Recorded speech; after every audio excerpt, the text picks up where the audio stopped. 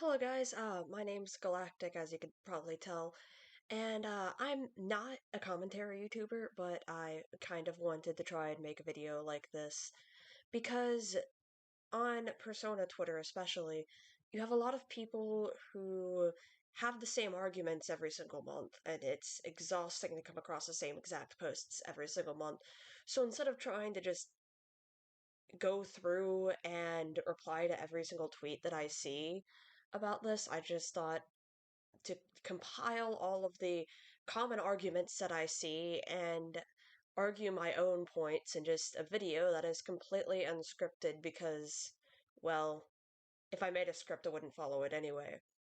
So, the topic that I want to talk about is I saw a tweet that made me really want to make this, where a semi-big Persona Twitter person made a tweet that said that Atlus, the company that makes Persona and then also, of course, SMT, Catherine, and stuff like that, is clearly not homophobic or transphobic.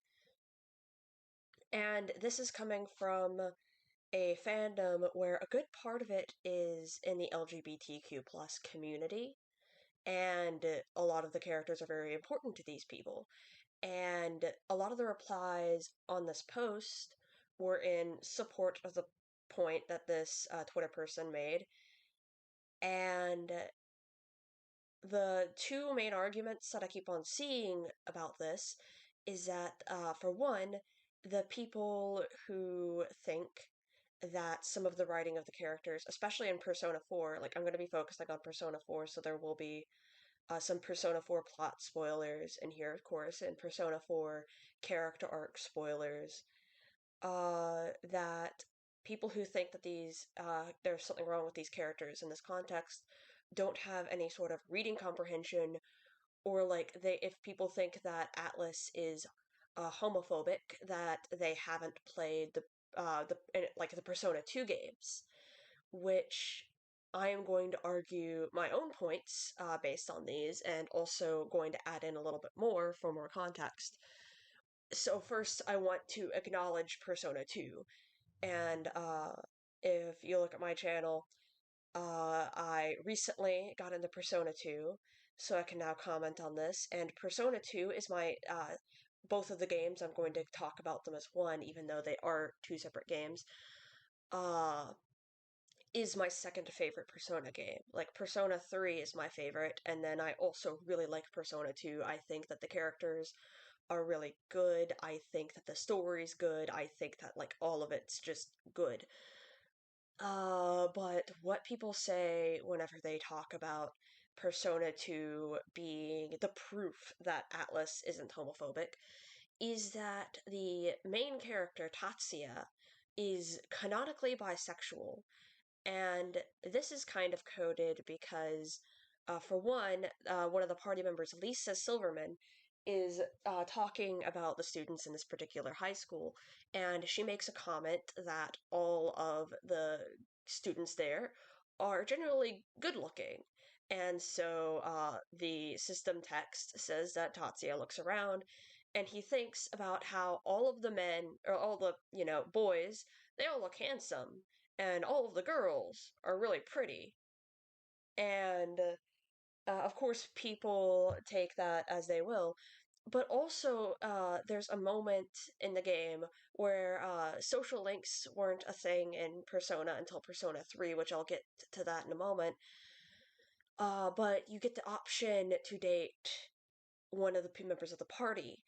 And there's four members of the party, two boys and two girls. Ikichi, one of the boys, you can't date because he already has a girlfriend.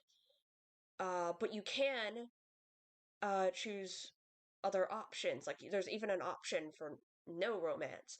But then you can choose, like, either of the girls, and then what a lot of people consider the canon pairing, especially that's really supported by the story in general, is the other male party member, June, who is very heavily coded as gay. And this fact is not used to demonize him at all. In my opinion, it's treated very, very well. And just in general, you have some really nice representation here in the main cast. it's not really, in my opinion, it's done really well. Like, other people might disagree with me, and if they do, then they're absolutely free to. I'm not going to say anything against that.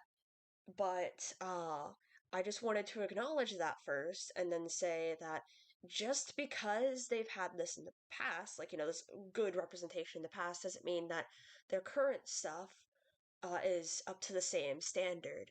So, for instance, I'm going to mention Persona 3 was the first game that had social links. And in case you didn't know, there's actually someone else who made, uh, who was, like, in charge of writing Persona 3.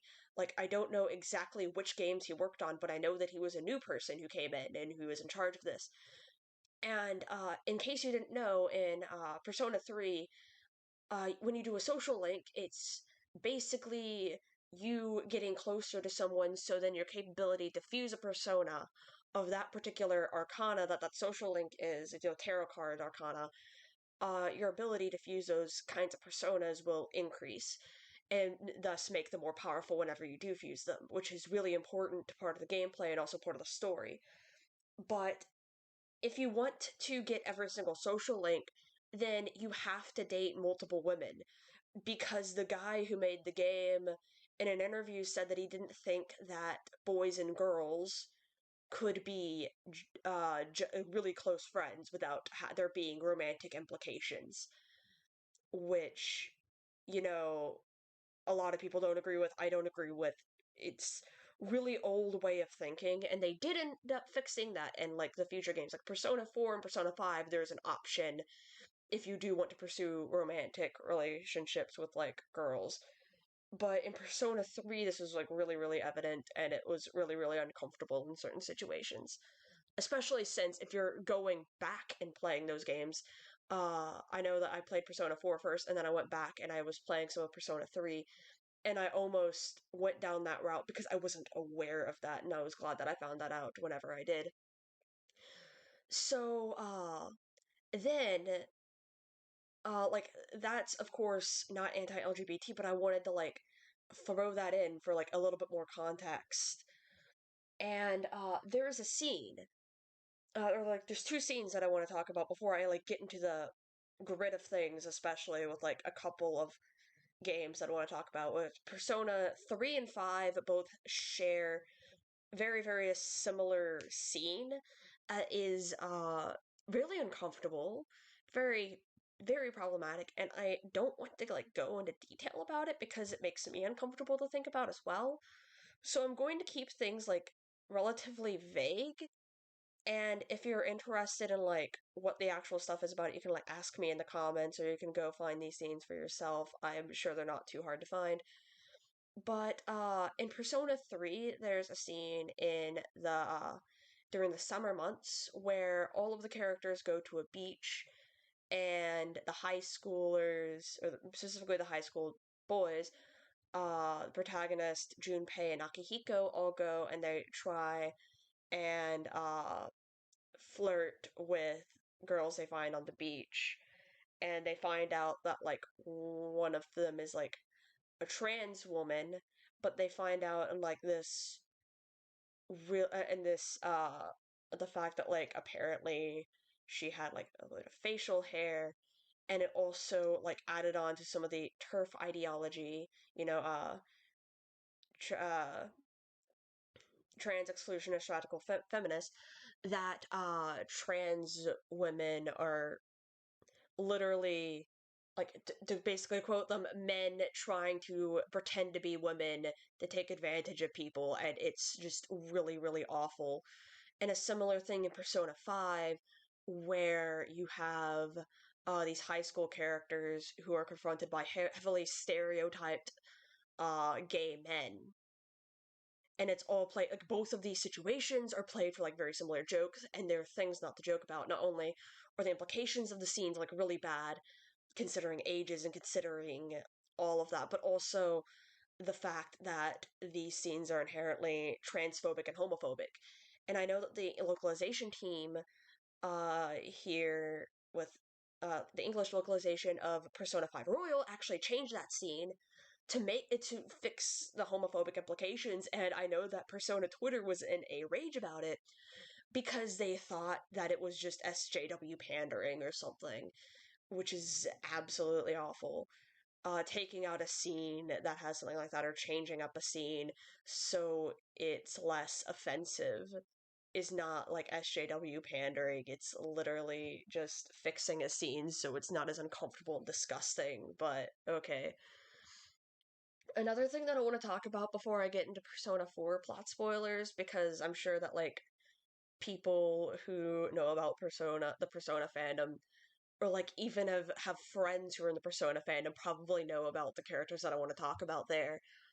Uh, Atlus is in charge of like making a bunch of different games, and one of them is Catherine, which I admit that I've like never played it before, and I'm not going to go into detail because just like Persona, Catherine is rated M, and the premise of the game kind of makes me uncomfortable, but I picked up enough to at least explain this one particular character. But the basis of the game is like whenever men are unfaithful to their significant others, then they have nightmares that'll eventually kill them.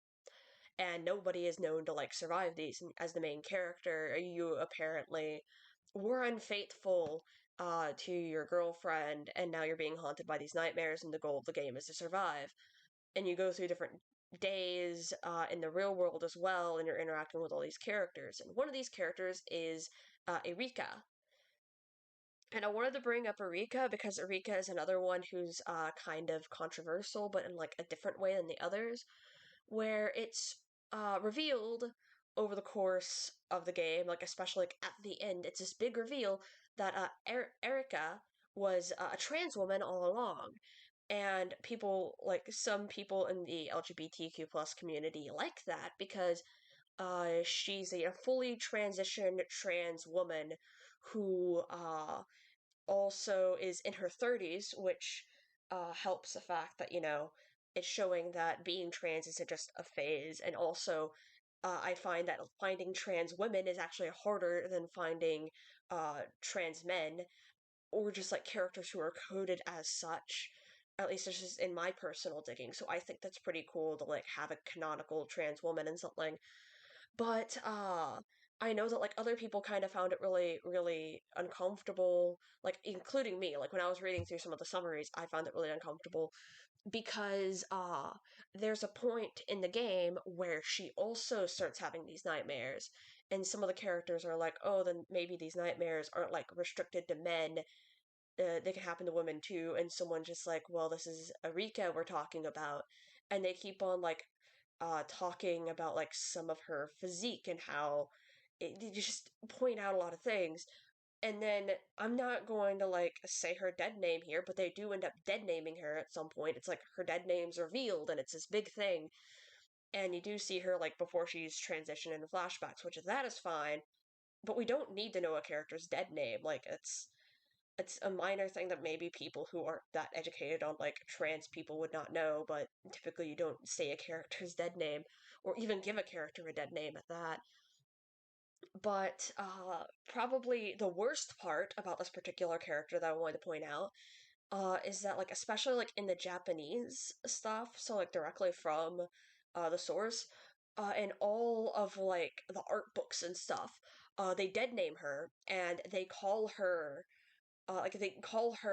a man, even though she's not a man. She's she goes by she her pronouns. Anytime that anyone like insinuates that she's not a woman in canon, it apparently makes her like incredibly uncomfortable for good reason.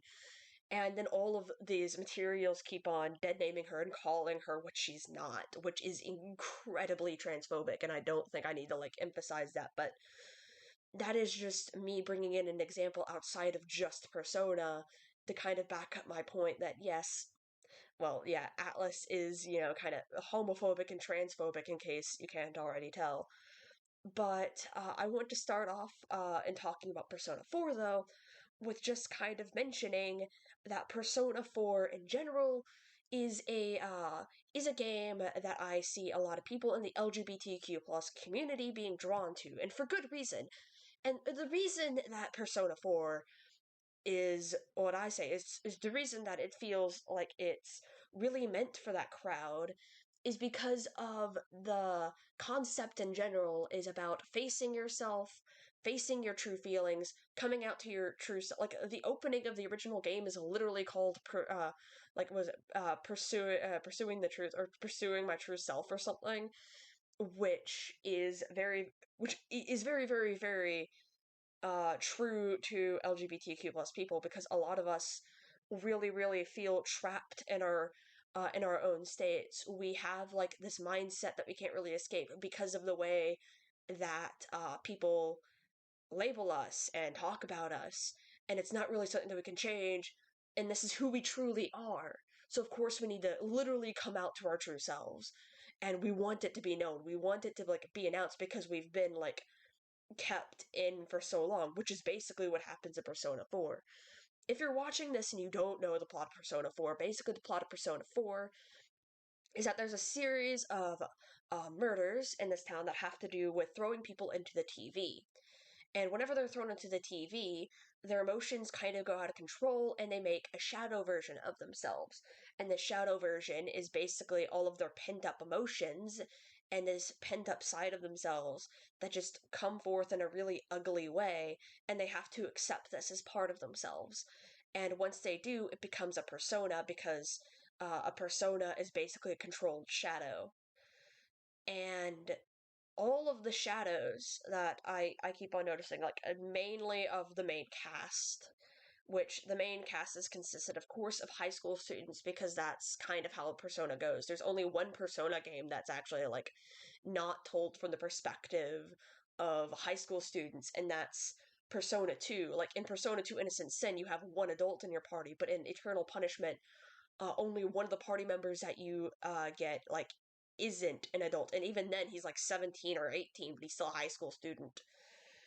But the fact that like a lot of these are games about high schoolers means you're always going to get some sort of coming of age story. I feel like that's a common theme in all of the modern Persona games. And in Persona 4 in particular, it really, really rings true for a lot of LGBTQ plus people because you literally get a story that feels like it literally does kind of feel like you see that and you kind of imagine yourself in that situation and like what would my shadow say to me and how hard would it be to accept that. And there's a few like parts of it in particular that really feel like it was originally supposed to be about LGBTQ plus youth and coming out to themselves. And I want to say this specifically because there's a lot of stuff that we know now that make it really seem that way. So before I talk about like the two big characters that a lot of times like get brought up in these discussions, I actually want to talk about the rest of the cast and kind of why I think that. Like, I'm not going to talk about the main protagonist. I'm not going to talk about Yuna Arakami much in this. I personally do think that he's pan. I think that I also think that he kind of plays with his gender expression a bit because we see him engaging in other gender roles. Like, this isn't just counting the fact that he likes to cook, but this is also kind of talking about a few other scenes, like, especially at the little festival thing, the little cultural festival that happened at their high school, and the way that he kind of plays around with that. Was really cool in my opinion. Like, I actually kind of liked the way that he toyed around with that a bit.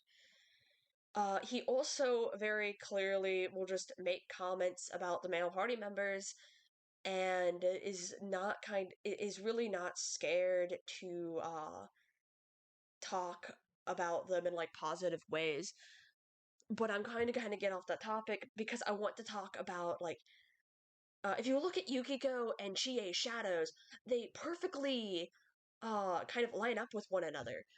Uh, for one, I really think that their elements are really cool, like how Yukiko kind of emphasizes the fact that she has to do with snow and she uses Bufu skills, which are ice skills. and then she has like a fiery personality, like literally, especially her talk about the her kung fu movies, and then Yukiko uses fire skills.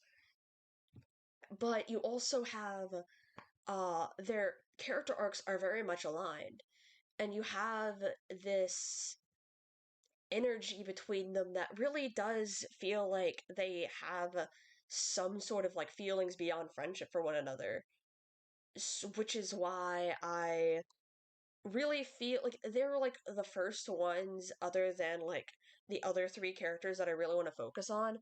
They were like some of the more LGBTQ plus focused characters that I picked up on even before I realized myself, my own identities. And they just it's really hard to put into words now that I get to them. But the way that they really play off one another, the way that they want to be like close to one another, the fact that they kind of depend on one another for their strengths, the fact that they look up to one another in the way that they do, it feels like if one was a boy and the other one was a girl, then the entire fan base would just be talking about how they're like meant to be. But the fact that they are two women make it a bit harder to find people who actually think that they are compatible, and that's pretty sad.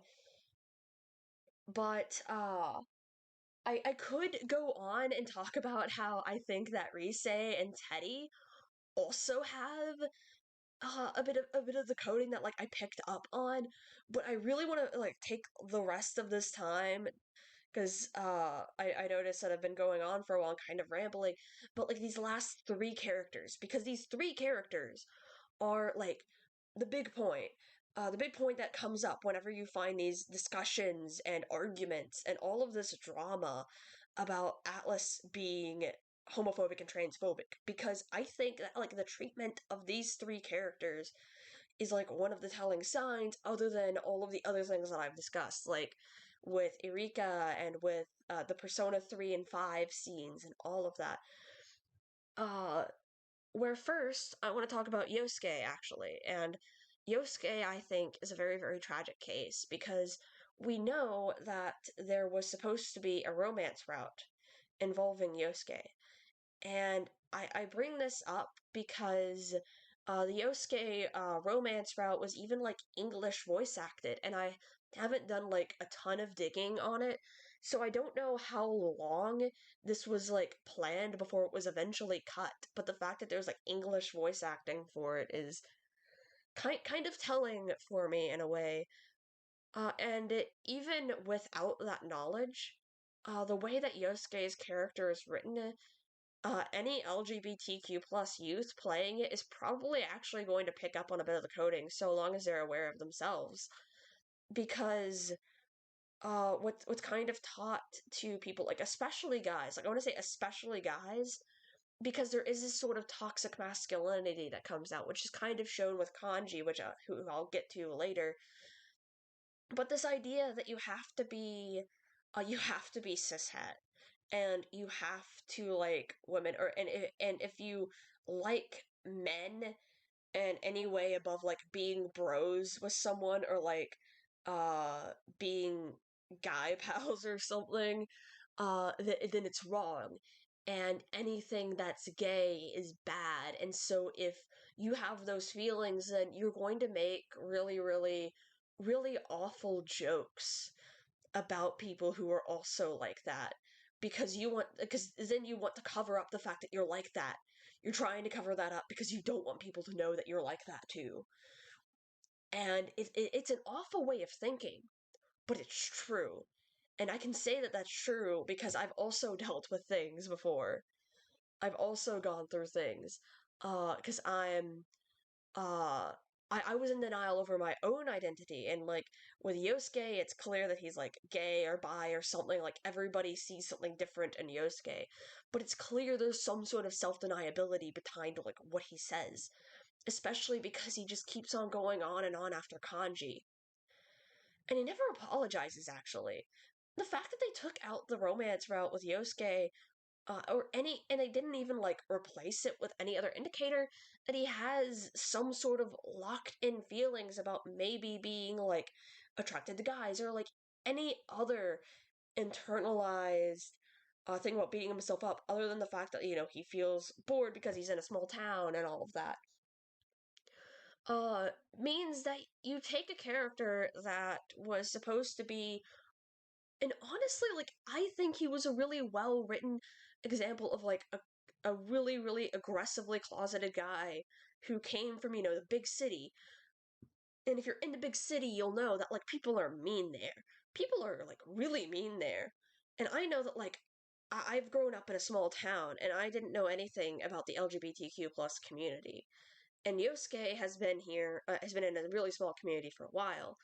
And in my really small community, they're all like really, really homophobic and really, really transphobic. To the point that like we had teachers purposefully like making fun of trans students and like openly making fun of the fact that they didn't want to be called by like their assigned gender at birth, which is really like I don't think that I need to like emphasize how awful that is again. But this could have like rubbed off on Yosuke, and that could have like added to the need of him to like pretend to be something else, which if he like they didn't even like let him apologize to Kanji for like being absolutely awful to him and making all sorts of like insinuations about him and making so many jokes about him, which is awful. It's just awful. And in doing so, they took out like this really important part of Yosuke's character, in my opinion. This just feels like a game that was made for like these people who are going to be playing it, and then maybe they would have realized something about themselves because we are living in a time where being LGBTQ plus is becoming more accepted in society, even though there are people who are still going to be bigoted. At least we're like more in the public eye and there's more people being accepting. And I know this is a little bit of a tangent here, but I'm just pointing this out because now you literally just have a guy who is making a bunch of homophobic jokes and calling the main character partner all the time. That's it. You have a character who's making homophobic jokes for no reason because there's no canon thing. Like, all of it's headcanon. We only have headcanon now. And the only reason that we managed, get this info that he was supposed to have this romance route, which just confirms to us that it was going to be canon, but now it's technically not canon. So yeah, that's a thing. uh, I I need to move on before I get too caught up on Yosuke because I do feel like Yosuke is another example of just he isn't like as his situation isn't as loud on Persona Twitter as like Kanji and Naoto, but I do feel like it's a really, really important thing to talk about in terms of just literal erasure of an LGBTQ plus character. Okay, Kanji. Kanji is got a mess. This is a mess. So Kanji, for people who don't know, is a character who comes off at first as some sort of delinquent. He's dyed his hair blonde. He has like a scar. He's wearing like a skull shirt. And he's like a first year, but he's giant. He's really strong. And he beat up an entire biker gang once. But you actually find out that he was raised by his mom and dad in a textile shop who all like thought, that there was like some sort of hidden meaning in cloth and stuff, and like cloth is alive. And he really likes making like crochet dolls, and he likes making stuffed animals, and he takes great joy in that, and he likes things that are cute, and he likes all of these things that are supposed to be coded based on gender norms to be feminine. And he didn't really realize that this was like a problem to his peers until one day he like fixed the girl's bag by sewing it back up, and then he was labeled by all of his classmates as being gay. And obviously like he was especially scrutinized by girls who were his age. Like they were especially mean to him about it. The guys are apparently a bit more chill about it, but he was still afflicted by like this toxic masculinity after being, especially being told by his dad to like be a real man, but that was like one of the last things his dad ever told him. So, but like he took that phrase like the wrong way, and he ended up like trying to be too much of a tough guy, even though he still really, really likes cute things. He really cares about his mom because the entire reason he beat up the biker gang was that they were making so much noise at night. His mom couldn't sleep at night, and she was like losing a bunch of sleep, so she got like really weak. And he has this like a big crisis about his sexuality, like in front of the main cast. Whenever a detective, who looks like a young man around Kanji's age, starts asking him questions about a case, but the wording that the detective uses is a little bit clumsy, and it actually made it sound like he was asking him out on a date. And Kanji, of course, takes it as if the guy was asking him out on a date, and he had a little bit of a conflict, literally being like, he said he was interested in me? Like, I'm a guy, and he's a guy, but he's interested in me? So he, like, agrees to meet this kid after school one day where, like, they go on a walk, and the main cast is like, hey, is Kanji gay? And of course you have Yosuke making comments about it because that's what Yosuke does. Which again, I've talked about why I've thought that like this is a bit thick. And Kanji gets pissed because he finds out that they've been like following him that entire time, and they do kind of insinuate it's like, oh wait, so are you going on a date with this guy? Like in the games, they never drop the word gay, but like in the anime, which I think is a really good adaptation, by the way, it's like a really good adaptation of Persona 4. They they drop the word gay a lot. Uh, and he in turn chases them off. And so their like mission to like make sure he's not kidnapped and thrown into the TV is a failure because he does get kidnapped and thrown into the TV. And his shadow's about an all men's sauna.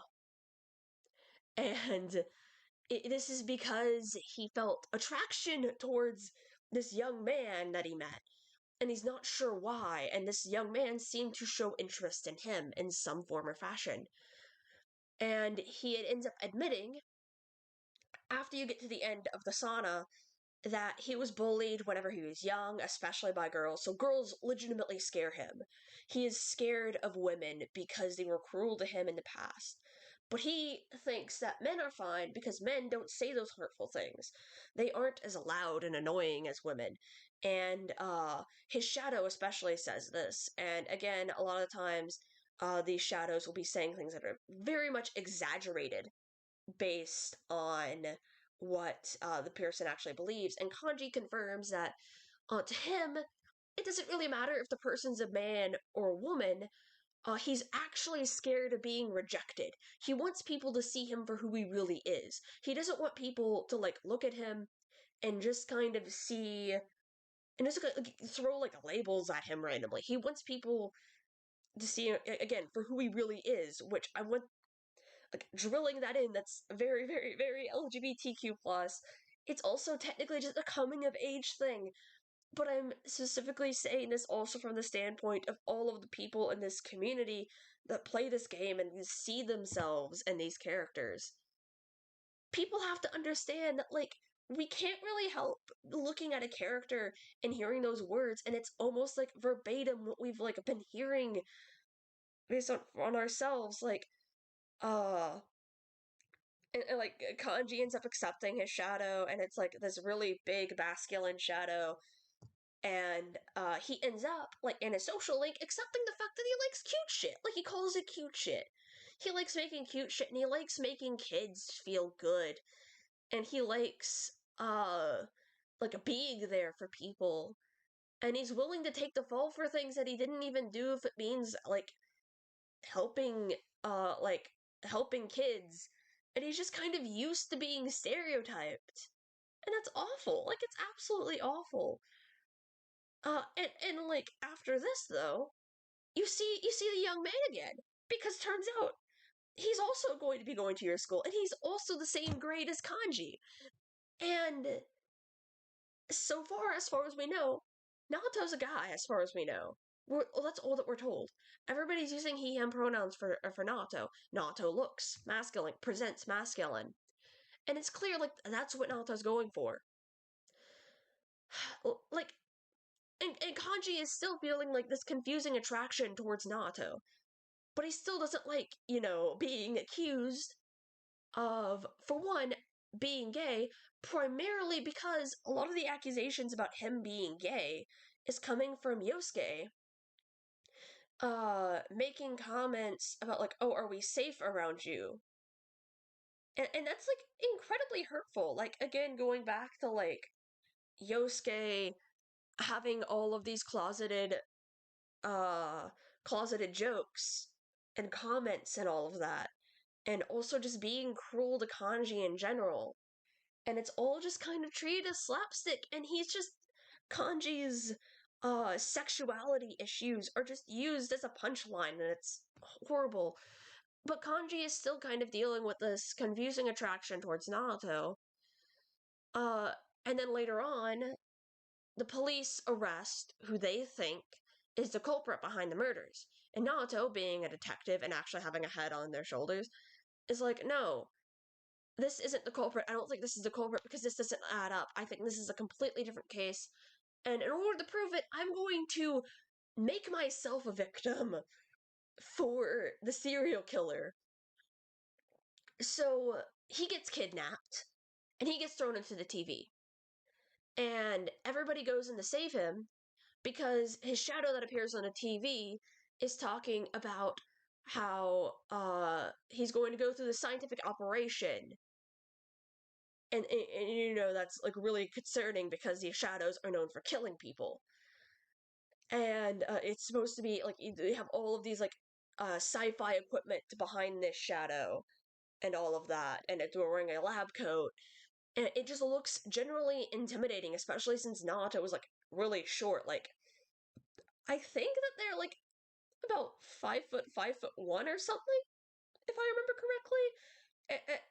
They're just shown as like being small. Like before you know their name, they're literally called Slender Young Man. So they go into the TV to save Naoto, and Naoto is found at the end dealing with their shadow, who is just crying, and Naoto just reprimands their shadow, calling their shadow a child. And then it's kind of treated as like this big plot twist that like Naoto Shadow keeps on going on and on and on about how Naoto's a detective. Naoto's entire family were detectives. And how Naoto wanted to be just like all of those like strong, handsome men, like the kind of like quotes, some of the things that they said that like were in detective novels. And how like Naoto is, oh, what a nice masculine name you have there. Uh, Too bad like you can't change the fact that you're a girl or something. Like it's revealed like that Naoto was assigned female at birth. Which then of course everyone's just like, wait, Naoto's a girl? And like everyone just kind of treats it as like, a aha moment. And Naoto gets very, very upset about this and yells at their shadow that, is like, you're not me, you're nothing like me. Which triggers the shadow fight. And then after the fight, Naoto wakes up, but after like everyone just like, so Naoto is actually a girl. Like they just immediately kind of jump to that assumption. And then yes, Naoto just talks about how they had been like, I use they them pronouns for Naoto, by the way. Typically, like occasionally he, maybe he they would probably be a better thing. I had canon Naoto as non-binary, but Naoto just kind of goes on about like how the detective field is very, very misogynistic, and how they treat women differently than men, and how since all of the people that they read about in detective novels were like male, that they wanted to be like them, so they thought that they had to like be a man in order to be a detective. And so they end up like accepting their shadow, accepting that they were born female. And then from that point on, for one, of course, like everyone quote unquote knows that Naoto's a girl now. Like they kind of treat it like, oh, it's this like big thing going around. Naoto's actually a girl, guys. And all of Naoto's insecurities about their body is then used as a punchline. Like you have the punchlines that like Naoto is really uncomfortable about people like perceiving their body as feminine. And like there's a hot spring scene where like Rise and other like is commenting about how uh nice Naoto's like skin is like based on their arm. It's supposed to be treated as a joke that Naoto is uncomfortable. Like they're so clearly uncomfortable like being in situations where they have to be feminine. And people also talk about how like Naoto's romance route is really good and like one of the best ones. When like so their social link is supposed to be about getting their groove back as a detective and liking uh like their job more again. And it's like their grandfather setting up this big fake case that's very personal to them in order to show them that like everything's fine, you can like go back to your normal stuff now. But instead, like the romance route, they kind of throw that out the window, and it's stuff like Naoto trying to learn how to be more feminine and all of that. And it's just, it kind of feels like really insincere whenever you're trying to like think about it from that sort of standpoint. Like, you have this character that a lot of trans people very clearly relate to, and then every single like body insecurity moment is treated as a joke. And I really want to point that out too, because like uh I'm not sure how many people know this, but like I'm trans masculine, so that means like I'm not like trans male, but like I'm closer to that than like anything else. I was assigned female at birth, but I feel like really, really, really uncomfortable with my own body. I don't like being perceived as that. So, like before I came out to myself, I did think that Naoto was like a relatable character on that front because I thought that having that like seeing a guy and being like, huh, I want to be like that was like a universal experience, but that's not the case, of course. Like all of my friends around me were just always like, hey, when are we going to tell him? When are we going to tell him that that's just incredibly trans of him to say? And so, like, as I became, like, more aware of my own gender identity, I became more and more aware of how horribly treated Naoto's character is. And when people, like, try to pull this sort of thing where a character is trans, well, a character isn't trans. A character is assigned one gender at birth, but whenever you meet them, they are like dressed up and quote unquote pretending to be this other gender, like this, the opposite sex, basically. And they're pretending, and it's shown, and it's supposed to be a bad thing because they're not being true to themselves, because they're being true to themselves if they're dressing up and acting like they're assigned gender at birth. And people are acting like that, something like that isn't transphobic. Like, I didn't really think of it that way before. Like, I was like fully aware of myself, but I want to like drill in like this thing. Like, I didn't like think about it this way before. I was like, oh wait, I'm like I see like other people explaining it. I'm like, oh yes, this makes sense now. But it's transphobic because it's saying that like Naoto's true self is their assigned gender at birth, and it tries to make out like transitioning to be scary and dangerous and bad because they're trying to stop it from happening to Naoto.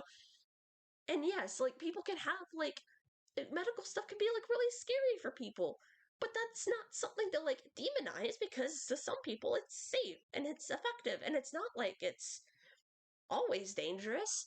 And I know that like I'm rambling again, but I'm trying to emphasize that like people say that we don't have reading comprehension. People say that people who headcanon Naruto as trans and Kanji as like anything but straight. Like I headcanon Kanji as bi because he says that it doesn't matter if it's men or women.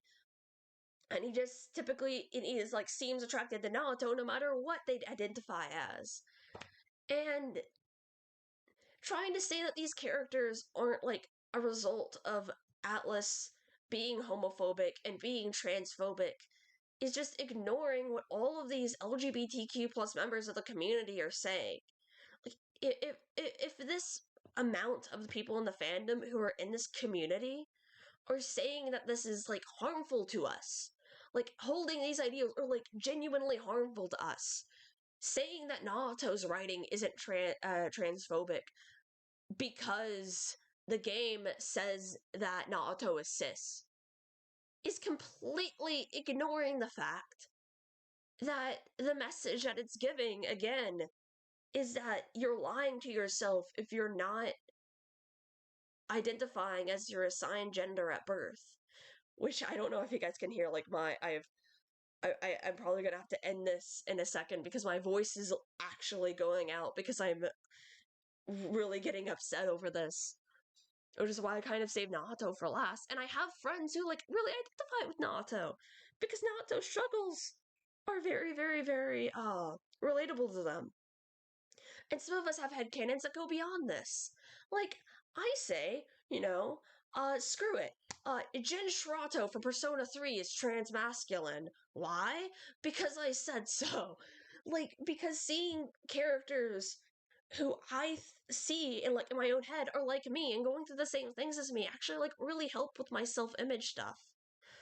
So taking away what small bits of representation that we could have had and just calling us stupid, saying that we haven't played the original games, which again, I absolutely love Persona 2, so you can't use that argument against me. You can't say that I don't have reading comprehension whenever I'm making nearly, I'm making what? Oh shit, it's like 46 minutes into me ranting about Atlus. Oh dear. This is gonna take forever to export. But, yeah, like, you have, like, all of these themes that have just been apparent throughout. Like, treating a trans character's, assigned gender at birth as, like, a big plot twist is awful. Like, I'm not gonna talk about, like, the Catherine stuff, because for one, I haven't played the actual game, and for two, it's a lot more inappropriate than like the base Persona games, and that's saying a lot because Atlus nowadays not only are they going through like all of this homophobic and transphobic stuff, but they're also just generally being shitty to minors and having a really really shitty execution of certain themes, which I'm not going to get into as well because again, getting closer and closer to 15 minutes as I continue talking. And yeah, this is another one of those things that like fiction affects reality. If you take in this media and you just kind of accept stuff like Nato's thing as just being another case of someone pretending to be a different gender because they were not being true to themselves, it's almost like the other way around because like if you're trans, then it's just a really complicated situation basically. And if we're trans, we're not pretending to be a gender that we're not after we come out and start identifying as this gender that we weren't before. It's more like the other way around. Like we'd been pretending before then because that's what we were forced to do. I'm gonna have to cut it off here. My voice legitimately hurts. Oh dear. So yeah. Anyway. Too long didn't read or too long didn't watch. Atlus is clearly homophobic and transphobic. And if you're cishet and you try to argue against that, even though like basically the entire part of like the Persona fan base that is LGBTQ plus is saying otherwise, then I'm sorry, you can't really say that whenever we're all saying this. Anyway, thanks for listening to me ramble, guys. Maybe I'll make more videos like this in the future. I don't know. If people actually like this, then maybe I will. Maybe I can make something more structured, more professional later on, but, I've been going on for too long.